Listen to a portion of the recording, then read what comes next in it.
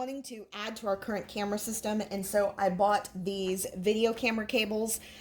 They were packaged in a set of 2. These are 25 feet long, and then of course they come with your yellow and your red cord, which will be for your video and your power. These were also provided with a set of 4 BNC connectors, perfect for your CCTV cameras. Now, this is a pre-made cable, so none of these pieces are actually going to detach whatsoever.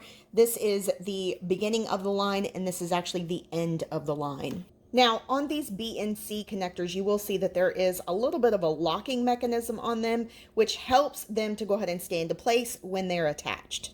Simply line it up and then twist this into place,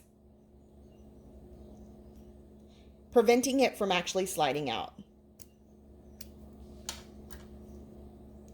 You can do the same thing with this one. Simply line it up and lock it into place.